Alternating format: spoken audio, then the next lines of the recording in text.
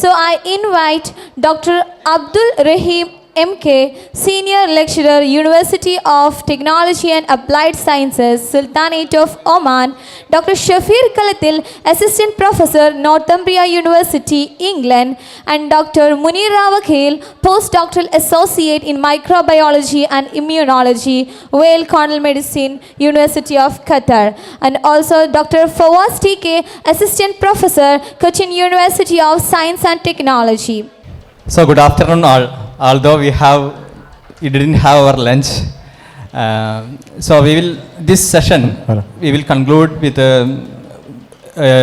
answers to your questions. So you can ask your questions, and the answers also will be in a very short time.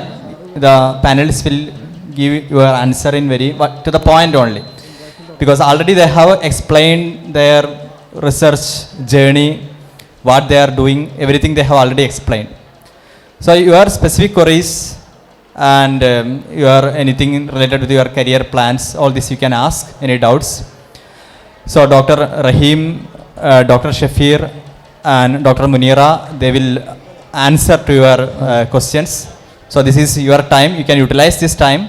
Since they have to reach very long distance, that is why we put this session now itself. So by 1:30 you can go for lunch. So that time you can utilize for answers, your questions and answers. Okay, you can proceed. Good afternoon, sir. ഞാൻ അറിയാൻ ആഗ്രഹിക്കുന്നത് പുതിയ trending research ടോപ്പിക്സിനെ കുറിച്ചാണ്. Trend സംഭവം എൻ്റെ topic മെയിനായിട്ട് അതായിരുന്നു. ഞാൻ കൂടുതലായിട്ട് അതിൽ കയറിയിട്ടില്ല. ട്രെൻഡിങ് ടോപ്പിക് എന്ന് പറയുന്നത് ഇപ്പോൾ ഷഫീർ ചെയ്യുന്നൊരു ടോപ്പിക്ക് നിങ്ങൾ ശ്രദ്ധിച്ചിട്ടുണ്ടാവും. ഗ്രീൻ കെമിസ്ട്രി എന്ന് പറയുന്നത് ഏറ്റവും ട്രെൻഡിങ് ആയിട്ടുള്ളൊരു ടോപ്പിക്കാണ്. ഗ്രീൻ കെമിസ്ട്രി എന്നാണ് പറയുക. ഗ്രീൻ എന്ന് പറയുന്നതിൻ്റെ അർത്ഥം മനസ്സിലായിട്ടുണ്ടാവുമല്ലോ. പച്ച എന്നുള്ള നമ്മൾ സാധാരണ ഉപയോഗിക്കുന്ന ഹരിതാഭമാക്കുക നമ്മുടെ സയൻസിനെ എന്നുള്ളതാണ്.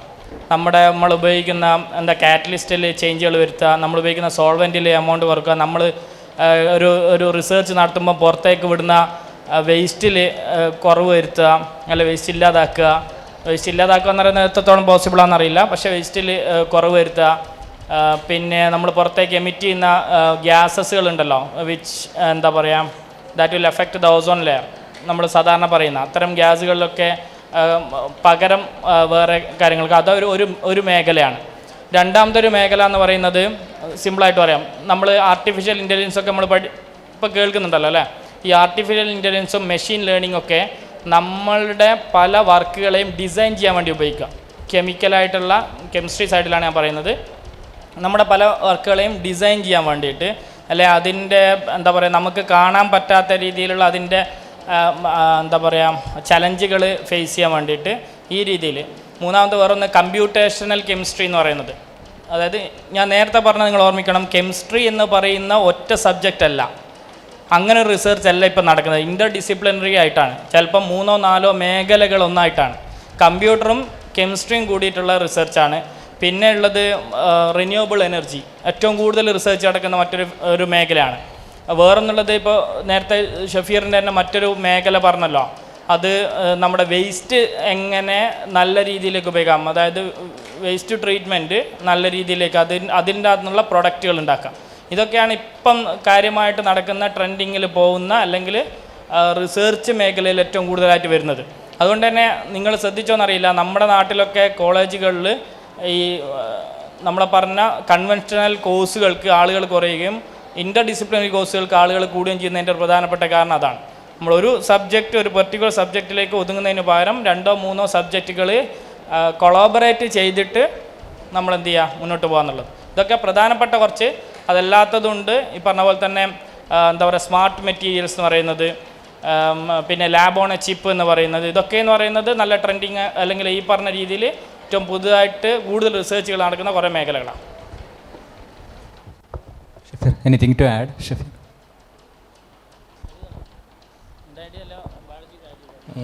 അതിൽ പ്രധാനപ്പെട്ടത് നേരത്തെ സംസാരിച്ച പോലെ എനർജി ആൻഡ് ക്ലൈമറ്റ് ചേഞ്ച് ആണ്. ഇപ്പോൾ എനർജി റിസർച്ചിൽ ഇപ്പം വേറൊരു ഹോട്ട് ടോപ്പിക്ക് ബാറ്ററി റിസർച്ചാണ്. ഇപ്പം നിങ്ങൾക്ക് ലിഥിയം അയൺ ബാറ്ററി റിസർച്ച് വളരെ ഹോട്ട് ടോപ്പിക്കാണ്.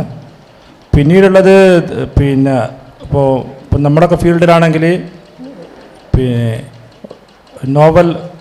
ഒരു നോവൽ ബാക്ടീരിയ ഡിസ്കവർ ചെയ്യുക, it will give you A Nobel prize. അപ്പോൾ ഒരു if you can find A very novel microbe, definitely you can get A Nobel prize. അതൊക്കെ വലിയ ഹോട്ട് ടോപ്പിക്കാണ്, but it needs lots of time. Anyway energy, climate change, നേരത്തെ പറഞ്ഞ computational, ഇതൊക്കെയാണ് ഈ ഫീൽഡിലുള്ള. ഇപ്പോൾ കെമിസ്ട്രിയിൽ മാത്രമല്ല, കമ്പ്യൂട്ടേഷണൽ ഫിസിക്സിലും ഉണ്ട്. ഇപ്പോൾ ഫിസിക്സിലുള്ള ബയോഫിസിക്സ് വളരെ ഹോട്ട് ടോപ്പിക്കാണ്. കാരണം സാധാരണ ബയോ കെമിസ്ട്രിയാണ്, അതിന് പുറമെയാണ് ഈ ബയോഫിസിക്സ് ഉള്ളത്. അപ്പോൾ ഫിസിക്സ് ഉപയോഗിച്ച് ബയോളജി ലേൺ ചെയ്യുക, അത് വളരെ ഹോട്ട് ടോപ്പിക്കാണ്. അപ്പോൾ I think within 5 years that will be one of the very hottest topic, biophysics. ഒരു ചെറിയ കാര്യം കൂടി എൻ്റെ കൂടെ, നമ്മുടെ പേഴ്സണലൈസ്ഡ് മെഡിസിൻ എന്ന് പറയുന്ന ഒരു സാധനമുണ്ട്. നമ്മളിപ്പം ഒരു രോഗത്തിന് നമ്മൾ ചികിത്സിക്കുമ്പോൾ, ഇപ്പോൾ ഉദാഹരണത്തിന് നിങ്ങൾക്കൊരു പനി വന്നു കഴിഞ്ഞാൽ നമ്മൾ പാരസെറ്റമോൾ കഴിക്കുമ്പോൾ അല്ലെങ്കിൽ അതുമായി ബന്ധപ്പെട്ട മെഡിസിൻ കഴിക്കുമ്പോൾ നമ്മൾ ഒരു മെഡിസിൻ കഴിച്ചാലും നമ്മുടെ അസുഖം മാറുന്നുണ്ടോ? നമ്മൾ ഒരു ട്രീറ്റ്മെൻറ്റ്, ഒരു കോഴ്സ് ചെയ്യുന്ന പോലെ നമ്മൾ കുറേ ട്രീറ്റ്മെൻറ്റ് ചെയ്യണം. അതിന് പകരമായിട്ട് നമ്മുടെ രോഗത്തിന് അതിൻ്റെ നമ്മുടെ ജീനനുസരിച്ചുള്ള പേഴ്സണലൈസ്ഡ് മെഡിസിൻ എന്ന് പറയുന്ന ഒരു ഓപ്ഷൻ, അത് ആ ഒരു ജീന് കണക്കായിട്ടുള്ള മെഡിസിൻ ഉണ്ടാക്കുകയും ആ മെഡിസിന് നമ്മുടെ ശരീരത്തിലേക്ക് കൊടുക്കുകയും ചെയ്യുന്ന രീതിയിലുള്ള ഒരു ടോപ്പിക്കാണ് ഈ ബയോ കെമിസ്ട്രി, അല്ലെങ്കിൽ കെമിസ്ട്രിയും ബയോളജിയും കൂടിയിട്ടുള്ള ഒരു റിസർച്ച് ടോപ്പിക്കിൽ പുതുതായിട്ട് വരുന്ന ടാർഗറ്റഡ് ഡെലിവറി, ഡ്രഗ് ഡെലിവറി എന്നൊക്കെ പറയുന്ന കുറേ വലിയ ഫീൽഡാണത്. Okay, thank you. Already Dr. Rahim has explained what is biochemistry. So you have hinted about biophysics. So for the students, can you just explain what is biophysics? Biophysics usually handling, so you can use physics technology. For example, conductivity, you know, right? Conductivity. So it is like a physics word, conductivity. So initially, like decades, more than centuries, people thought bacteria are insulators. But physics people said that it's not insulator, they are conductive. So you can use physics technique. For example, you can use microscopic technique to measure the conductivity. There is a AFM, like atomic fluorescent microscope. It's a physics technique. You can measure the conductivity of bacterial envelope and to show that it is conductive. So if you look at I told you that if you look at the microbiology textbook, it is still showing that bacteria are insulators, especially most of the proteins. But it is wrong. So that is why sometimes we need to revise the textbook to add the new knowledge. And sometimes, you know, the thermodynamics. Normally thermodynamics we cannot defy or we cannot go beyond thermodynamics. But sometimes some living beings, including bacteria, they can defy the thermodynamics. That means they won't follow the thermodynamics. For example, you know, Gibbs free energy, right? So if the delta G value is negative, we are called spontaneous reaction, right? If it is positive, non-spontaneous. But sometimes bacteria don't follow this Gibbs free energy. So if you just do the calculation, it won't follow. So we need lots of knowledge, and if you look at the physics will help you to understand the biology. So normally in physics you have lots of instrument, especially this kind of microscopy, spectroscopy. Even though it belongs to chemistry, some part belongs to physics. So if you have physics knowledge, because normally the good thing in physics, in microbiology is that they are usually away from physics in microbiology. So if you have a physics skill, you have a good chance to help microbiology people. So normally we are collaborating with the physics people because our knowledge is limited in physics. So we are collaborating. So they will help you to understand the biomechanism, like biology.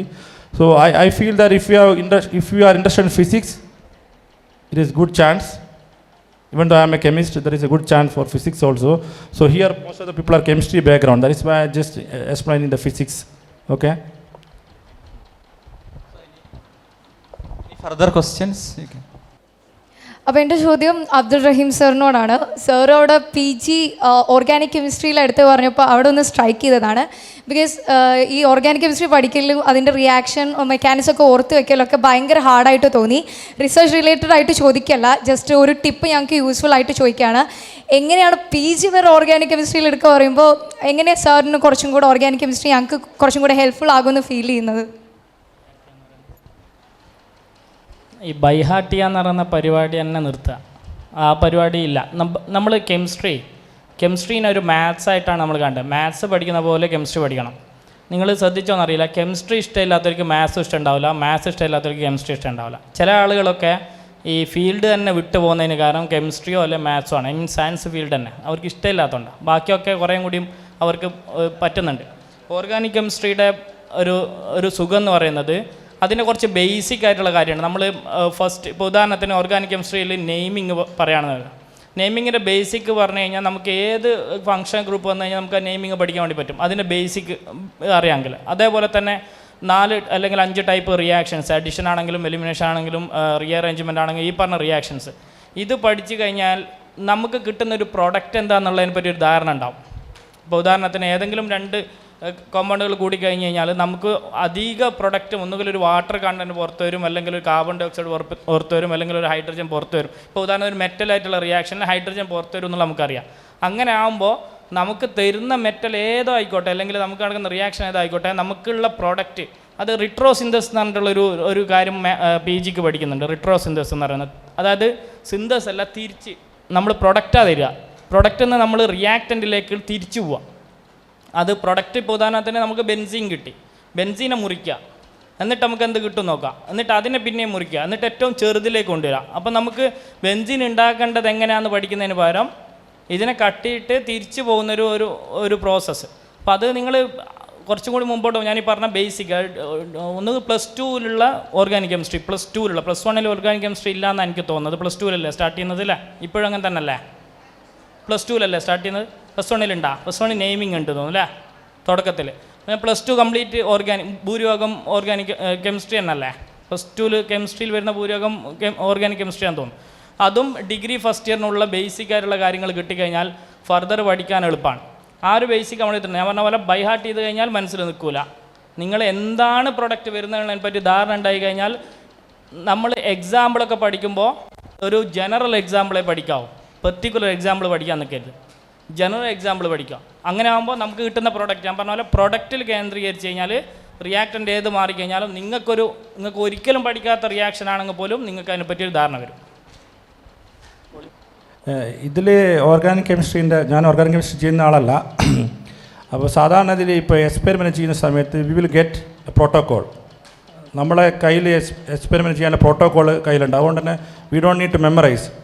അപ്പോൾ benzene produce ചെയ്യുകയാണെങ്കിൽ synthesis ചെയ്യുകയാണെങ്കിൽ അതിനുള്ള മെക്കാനിസത്തിൻ്റെ protocol നമ്മുടെ കയ്യിലുണ്ടാവും. അതങ്ങനെ handle ചെയ്യുന്നുള്ളതാണ്.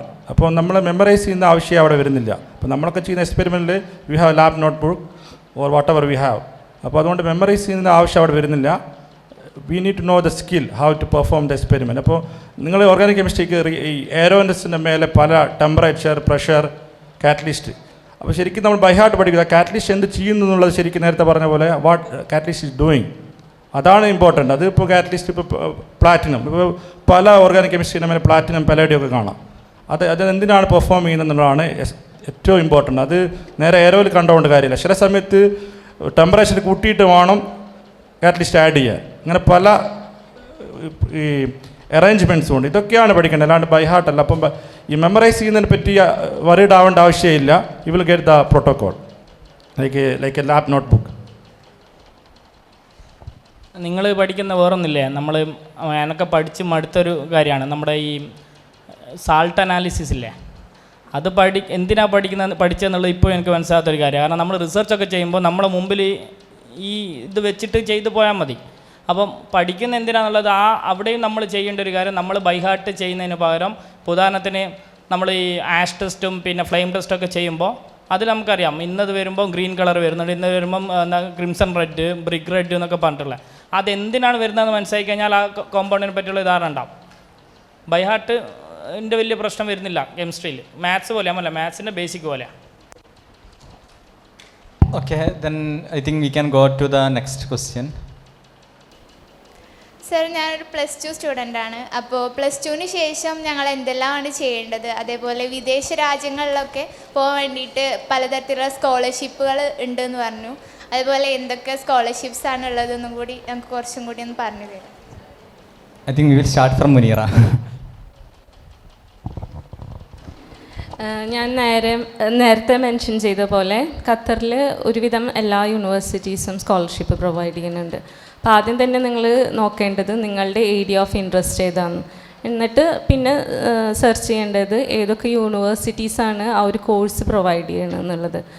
പിന്നീട് നോക്കേണ്ടത് അവിടെയുള്ള guide, ഏതൊക്കെ ഗൈഡ് അവരുടെ പ്രൊഫൈൽ എടുത്ത് നോക്കുക. അപ്പോൾ അവരുടെ ഏരിയ ഓഫ് വർക്കൊക്കെ നമുക്ക് കാണാൻ പറ്റും, അവർ പബ്ലിഷ് ചെയ്ത പേപ്പേഴ്സും അങ്ങനത്തെ ഡീറ്റെയിൽസൊക്കെ. അപ്പോൾ അത് നമുക്ക് ഇൻട്രസ്റ്റിംഗ് ആയിട്ട് തോന്നുകയാണെന്ന് വെച്ചെങ്കിൽ പിന്നീട് അതിന് അപ്ലൈ ചെയ്യാം. അപ്പോൾ എല്ലാ യൂണിവേഴ്സിറ്റീസിലും yearly application our call for ചെയ്യും. ഇപ്പോൾ അവിടെ മിക്ക യൂണിവേഴ്സിറ്റീസും പോസ്റ്റ് ഗ്രാജുവേഷൻ തൊട്ടിട്ടാണ് വരുന്നത്. പക്ഷേ ഗ്രാജുവേഷനും അതായത് അണ്ടർ ഗ്രാജുവേഷനും പ്രൊവൈഡ് ചെയ്യുന്ന യൂണിവേഴ്സിറ്റീസ് ഉണ്ട്. അത് ഓരോന്നും ഡിഫറെൻ്റ് ആണ്. അപ്പോൾ അതുകൊണ്ടാണ് ഞാൻ പറഞ്ഞത് നിങ്ങൾക്ക് ഏതാണോ കോഴ്സ് ഇൻട്രസ്റ്റിംഗ് ആയിട്ടുള്ളത്, നിങ്ങൾക്ക് ഇഷ്ടപ്പെട്ട മേഖല ഏതാണെന്നുണ്ടെങ്കിൽ അതിൽ നിന്ന് വേണം പിന്നെ യൂണിവേഴ്സിറ്റി സെലക്ട് ചെയ്യാൻ. പിന്നെ മെയിനായിട്ട് സ്കോളർഷിപ്പ് കിട്ടാൻ ഞാൻ പറഞ്ഞ ഖത്തറിലത്തെ കാര്യമാണ്. ഇവരൊക്കെ മുന്നത്തെ ഡിസ്കഷനിലും പ്രസൻറ്റേഷനിലും പറഞ്ഞ് മാർക്ക് അത്ര ഇമ്പോർട്ടൻ്റ് അല്ലാന്ന്. പക്ഷേ ഖത്തറിൽ മാർക്ക് ഭയങ്കര ഇമ്പോർട്ടൻ്റ് ആണ്. നിങ്ങൾക്ക് സ്കോളർഷിപ്പ് വെച്ചാൽ PhD അഡ്മിഷന് നിങ്ങൾക്ക് മാർക്ക് വേണ്ട. അത് നിങ്ങൾ ഇൻ്റർവ്യൂവിൽ എത്ര നന്നായി ക്വസ്റ്റ്യൻസ് ആൻസർ ചെയ്യണോ, എത്ര നിങ്ങൾക്ക് നോളജ് ഉണ്ട്, അത് മാത്രമേ അസസ് ചെയ്യുള്ളൂ. പിന്നെ അത് കഴിഞ്ഞ് നമ്മൾ സ്കോളർഷിപ്പിന് അപ്ലൈ ചെയ്യുന്നത് വേറെ തന്നെ വേറൊരു ഡിപ്പാർട്ട്മെൻറ്റിനാണ്. അപ്പോൾ അവർ നമ്മളുടെ ഒരു ഇൻ്റർവ്യൂയോ അങ്ങനത്തെ കാര്യങ്ങളൊന്നും ചോദിക്കില്ല. അവരാകെ ചോദിക്കുക നിങ്ങളുടെ BScയുടെ മാർക്ക് ലിസ്റ്റ്, MScയുടെ മാർക്ക് ലിസ്റ്റ്, അത് നമ്മൾ അവിടുത്തെ GPAയിൽ കൺവേർട്ട് ചെയ്ത് കൊടുക്കണം. അപ്പോൾ 4ലാണ് GPA അവർ കാൽക്കുലേറ്റ് ചെയ്യുന്ന അറ്റ്ലീസ്റ്റ് 3.5 എങ്കിലും നിങ്ങൾക്ക് ഉണ്ടാവണം. കാരണം അവർ നോക്കണം എന്താണെന്ന് വെച്ചാൽ ആ മണി നിങ്ങൾക്ക് തരുമ്പോൾ നിങ്ങളത് റിസീവ് ചെയ്യാനുള്ള, അതായത് അത് കിട്ടിക്കഴിഞ്ഞാലും നിങ്ങൾ നന്നായി പഠിക്കോ ഇല്ലേ എന്നുള്ളതാണ്. അപ്പോൾ അതിന് അവരാകെ ചെക്ക് ചെയ്യുക നിങ്ങളെ ബാക്ക്ഗ്രൗണ്ടാണ്. അപ്പോൾ പുറത്തുള്ള യൂണിവേഴ്സിറ്റീസിൽ അങ്ങനെ ആയിരിക്കില്ല. അതുകൊണ്ടാണ് ഇവർ പറഞ്ഞത് അല്ലാതെയും സ്കോളർഷിപ്പ് കിട്ടും എന്നുള്ളത്. പക്ഷേ ഖത്തറിൽ ഈ ഒരു പാറ്റേണാണ് അവർ തുടർന്നുകൊണ്ടിരിക്കുന്നത്. സ്കോളർഷിപ്പ് കിട്ടിക്കഴിഞ്ഞാൽ പിന്നെ നമുക്ക് ശരിക്കും വളരെ റിലാക്സ്ഡ് ആയിട്ട് നമ്മൾ സ്റ്റഡി മുന്നോട്ട് കൊണ്ടുപോകാൻ പറ്റും. കാരണം ഒരു സ്റ്റുഡൻറ്റിനെ സംബന്ധിച്ചിടത്തോളം ഒരു വലിയ ഹൈ എമൗണ്ട് തന്നെ അവർ തരും. അതും പ്രത്യേകിച്ച് ഇൻ്റർനാഷണൽ സ്റ്റുഡൻ്റ് ആകുമ്പോൾ ഞാൻ പറഞ്ഞ പോലെ ഹൗസിംഗ് തരും, ആനുവൽ ഫ്ലൈറ്റ് ടിക്കറ്റ് തരും, പിന്നെ ട്യൂഷൻ വെയ്വർ കിട്ടും. അതായത് ഇപ്പം ഞാൻ ചെയ്ത കോഴ്സിന് ശരിക്കും അവിടുത്തെ ഫീ എന്ന് പറയുന്നത് 1 lakh റിയാലാണ് പെർ ഇയർ. 1 lakh റിയാൽ എന്ന് പറയുമ്പോൾ $25,000 ഒരു വർഷം. അപ്പം 4 വർഷമാണ് ഞാൻ ചെയ്തത്. അപ്പം നിങ്ങൾ കാൽക്കുലേറ്റ് ചെയ്ത് നോക്കുക എത്ര ഫീസ് കൊടുക്കണം നമുക്ക് മാർക്കില്ലെങ്കിൽ എന്നുണ്ടെങ്കിൽ. പക്ഷേ എനിക്ക് മാർക്ക് ഉണ്ടായതുകൊണ്ട് BScക്കും MScക്കും എനിക്ക് നല്ല മാർക്ക് ഉണ്ടായതുകൊണ്ട് എനിക്ക് സ്കോളർഷിപ്പ് കിട്ടി. സ്കോളർഷിപ്പ് കിട്ടിയപ്പോൾ എനിക്ക് ട്യൂഷൻ വെയ്വറും അതിൻ്റെ കൂടെ കിട്ടി. അപ്പോൾ ഫുൾ 100% ട്യൂഷൻ ഫീസ് കൊടുക്കേണ്ട സ്ഥലത്ത് ഞാൻ ആകെ 20% ട്യൂഷൻ ഫീസേ കൊടുത്തുള്ളൂ. അതിൻ്റെ കൂടെ എനിക്ക് അവർ സ്കോളർഷിപ്പും തരുമായിരുന്നു. അപ്പം നമ്മൾ 2 months കിട്ടുന്ന സ്കോളർഷിപ്പ് മതി ഒരു സെമസ്റ്ററിലേക്ക് ഉള്ള ഫീ അടക്കാൻ. അപ്പോൾ അങ്ങനെ കുറേ സാധ്യതകളുണ്ട്. അപ്പോൾ ആദ്യം തന്നെ ഞാൻ പറഞ്ഞ പോലെ ചെയ്യേണ്ടത് നിങ്ങളുടെ ഇൻട്രസ്റ്റിംഗ് ആയിട്ടുള്ള ഫീൽഡ് നോക്കിയിട്ട് അത് ഏതൊക്കെ യൂണിവേഴ്സിറ്റീസാണ് പ്രൊവൈഡ് ചെയ്യണമെന്ന് നോക്കിയിട്ട് പിന്നെ അങ്ങനെ അവരുടെ അഡ്മിഷൻസിൻ്റെ റിക്വയർമെൻറ്റ്സ് എല്ലാം നോക്കി അപ്ലൈ ചെയ്യുക എന്നുള്ളതാണ്.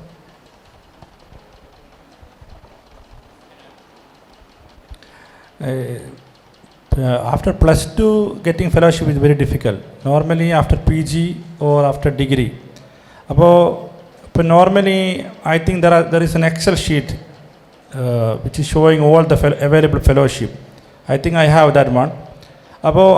That will show all the available fellowship throughout the world, okay, including Europe, Middle East, North America, everywhere. അപ്പോൾ നേരത്തെ പറഞ്ഞതുപോലെ you need to find your niche. എവിടെയാണ്, ഏത് റിസർച്ചാണ്, ഏത് ടോപ്പിക്കാണ്, ആ ടോപ്പിക്കിൽ ഒരു ഇൻറ്റേൺഷിപ്പ്. ഇപ്പോൾ +2ൻ്റെ സമയത്ത് I don't know whether you have internship here. ഇപ്പോൾ +2, ഇപ്പോൾ if you are doing +2 here, do a internship at NIT Calicut, may be nearest. അപ്പോൾ ഒരു ഇൻറ്റേൺഷിപ്പ് ചെയ്യുകയാണെങ്കിൽ it will add you lots of weightage to get a fellowship. അപ്പോൾ normally നമുക്കൊക്കെ miss ചെയ്യുന്നത്, പ്രത്യേകിച്ച് Indian സിനാരിയോയിൽ +2ൻ്റെ സമയത്ത് we don't have any exposure to big laboratory. At least from here you can access NIT Calicut or some like CUSAT ആനൊക്കെ. അങ്ങനെ ചെയ്യുകയാണെങ്കിൽ it is very easy to get, I not saying easy but very easy to convince for getting fellowship.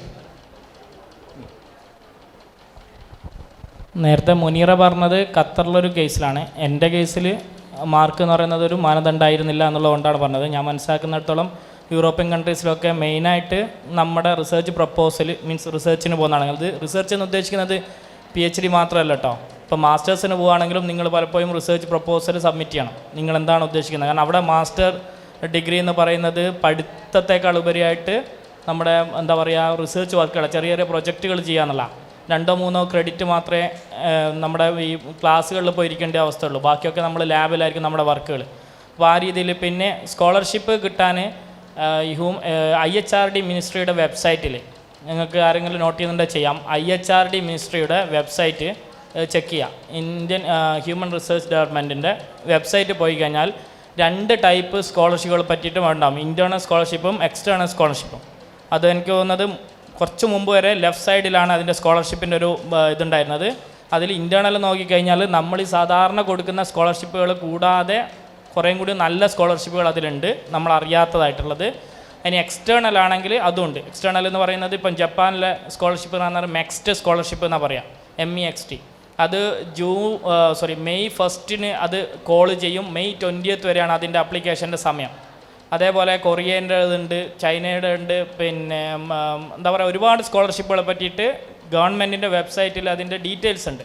നിങ്ങൾ time to time പോയി check ചെയ്ത് അതിന് വേണ്ട കാര്യങ്ങൾ requirement എന്നാണ് മുമ്പേ കണ്ടുവച്ച് അതെപ്പോഴാണ് വിളിക്കുന്നത് നോക്കി കൃത്യമായിട്ട് അപ്ലൈ ചെയ്ത് കഴിഞ്ഞാൽ ഈസി ആയിട്ട് നമുക്ക് എന്ത് ചെയ്യാൻ പറ്റും, നമുക്ക് കിട്ടാൻ പറ്റുന്നതാണ് സ്കോളർഷിപ്പുകളൊക്കെ. നമ്മൾ അപ്ലൈ ചെയ്യാത്തതുകൊണ്ട് മാത്രമുള്ള കുഴപ്പമാണ്. അപ്ലൈ ചെയ്ത് കഴിഞ്ഞ് കഴിഞ്ഞാൽ അതിൻ്റെ പിന്നാലെ നടന്നു കഴിഞ്ഞാൽ നിങ്ങൾക്ക് ഈസി ആയിട്ട് കിട്ടുമെന്നുള്ളത് തന്നെയാണ് എൻ്റെ അനുഭവത്തിൽ നിന്നുള്ള എൻ്റെ ഒരു എന്താ പറയുക ഒരു ബോധ്യം.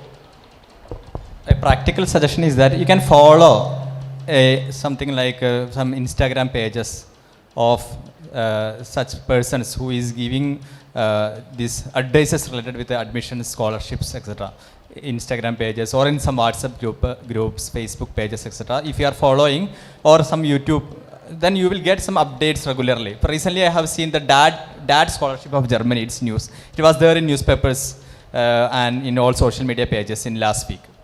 Okay, if any, we will go to the last question part because we have to close this session by 1:30.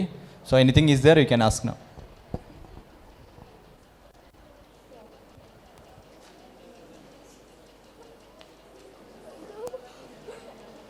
ഈ ഫോട്ടോ ഇലക്ട്രിക് എഫക്റ്റ് കാണിക്കുന്ന അതായത് ഈ സോളാർ സെല്ല് പോലത്തെ മെറ്റീരിയൽസ് ഉണ്ടോ എന്നാണ് ചോദ്യം.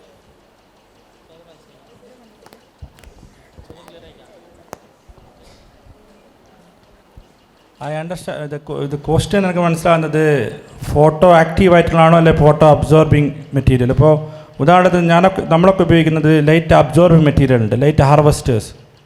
അപ്പോൾ നമ്മൾ ഫോട്ടോസിന്തസിസ് എടുത്തു കഴിഞ്ഞാൽ ക്ലോറോഫില്ലാണ് നമ്മൾ പ്ലാന്റ്സിൽ അല്ലെങ്കിൽ ലീഫിലുള്ളത്.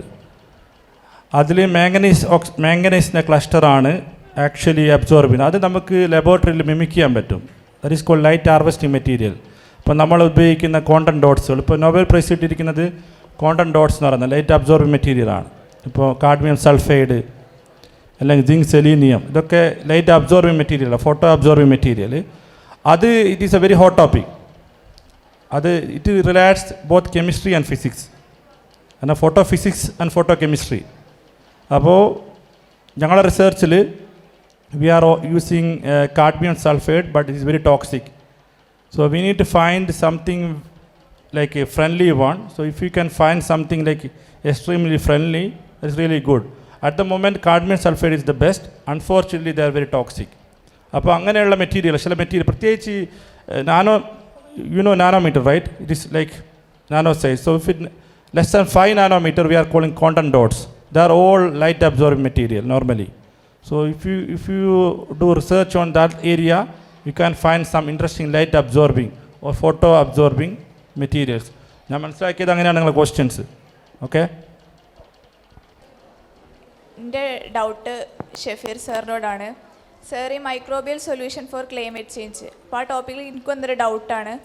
ഈ ബാക്ടീരിയാസ് പ്രൊഡ്യൂസ് ചെയ്യുന്ന സിഡറോഫോർസ് ഉണ്ടല്ലോ, ഈ സിഡറോഫോർസ് ഈ ഇൻസൊല്യൂബിളായ Fe3+നെ സൊല്യൂബിളായ Fe2+ ആയിട്ട് കൺവേർട്ട് ചെയ്യുമെന്ന് ഞാൻ കേട്ടിട്ടുണ്ട്.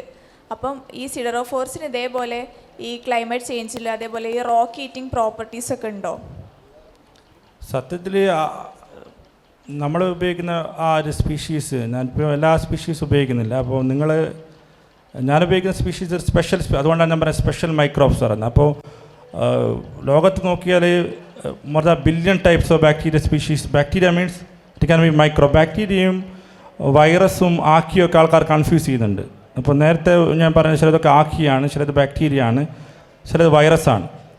അപ്പോൾ ഈവൻ ദോ ഇപ്പോൾ നേരത്തെ പറഞ്ഞതൊന്നും ഇലക്ട്രിക്കലി ആക്റ്റീവ് അല്ല. അപ്പോൾ നിങ്ങൾ സംസാരിച്ചതൊക്കെ ഇലക്ട്രിക്കലി ഇൻസുലേറ്ററി ടൈപ്പാണ്. അപ്പോൾ വളരെ കുറഞ്ഞ്, ഇപ്പോൾ ഉദാഹരണത്തിന് ഒരു 1 മില്യൺ എടുത്താൽ അതിൻ്റെ 20% ഒക്കെയാണ് ഇലക്ട്രിക്കലി ആക്റ്റീവ് ആയിട്ടുള്ളത്. അപ്പോൾ ഇലക്ട്രിക്കലി ആക്റ്റീവായ ബാക്ടീരിയ മാത്രമേ ഞാൻ പറഞ്ഞ ഈ ഒരു പർപ്പസിന് ഉപയോഗിക്കാൻ പറ്റൂ. അപ്പോൾ ഇതങ്ങനെ കണ്ടെത്തുന്നുള്ളത് we need to test in the laboratory. So അതിനാണ് ഉദാഹരണത്തിന് when I was in Saudi Arabia, there is a Red Sea in Saudi Arabia. So അവർ aim is to find microbes in the deep sea around 3 kilometer the deep. അപ്പോൾ 3 kilometer deep പോയി കഴിഞ്ഞാൽ we can actually grab the sediment and coming to the lab. It is like a gambling. So if you are gambling in the lab, if you are really fortunate, you will find the microbes. So നേരത്തെ പറഞ്ഞത് it is electrically insulating ആണ്. We can't use that kind of microbes. We need electrically active. Let's now appreciate our guests, and to do so I have the honor of inviting Mr. Abdul Ghaffur, Principal JNTC, and Mr. Abdul Salam, Professor JNTC, onto the stage.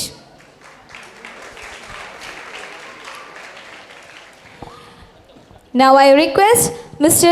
Abdul Ghaffur Sir, Principal JNTC, to give away the certificate of gratitude to Dr. Abdul Rahim MK, Senior Lecturer, University of Technology and Applied Sciences, Sultanate of Oman.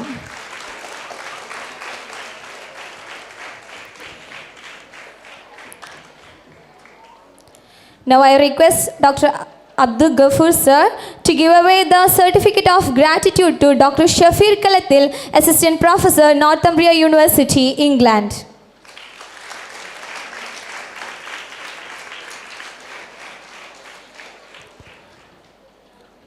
Now I request Abdul Salam Sir, Professor JMTC, to hand over the certificate of gratitude to Dr. Munira Wagil, Postdoctoral Associate in Microbiology and Immunology, Weill Cornell Medicine University, Qatar.